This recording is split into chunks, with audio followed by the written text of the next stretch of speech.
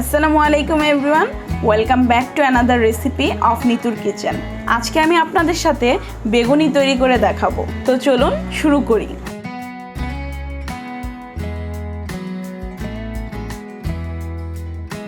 প্রথমে ভেষন গুলিয়ে নেব। এর জন্য প্রথমে 1.5 কাপ ভেষন নিয়ে নেব, আধা চা চামচ হলুদের গুঁড়া ও 1 টেবিল চামচ মরিচের গুঁড়া, ধনিয়া গুঁড়া ও পরিমাণ মতন লবণ দিয়ে দেব। 1 চা চামচ আদা বাটা দিয়ে দেব।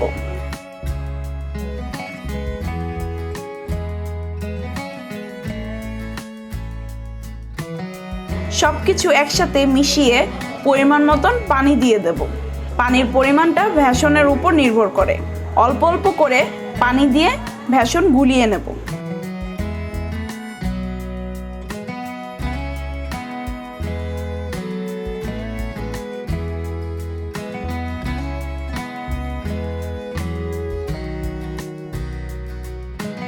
ভেষনের কনসিস্টেন্সিটা ঠিক এমন হবে, খুব ঘনও হবে না আবার খুব পাতলাও হবে না।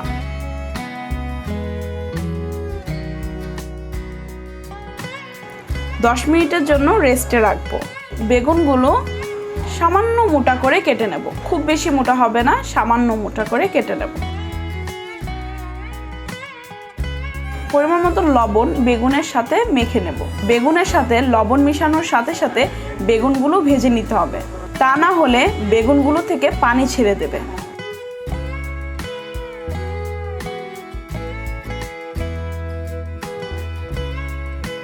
এরপর একটা একটা করে বেগুন চুবিয়ে গরম তেলে দিয়ে দেব।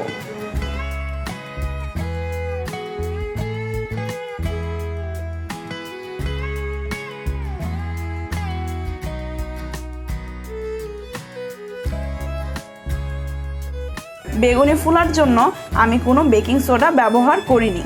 ভেষন যদি পারফেক্টলি গুলানো হয় তাহলে বেগুনিগুলো এমনিতেই মুচমুচে এবং ফুলে উঠবে। 3-4 মিনিট সময় নিয়ে সবগুলো বেগুনি ভেজে নেব, বা যতক্ষণ না পর্যন্ত বাদামি রং হয়।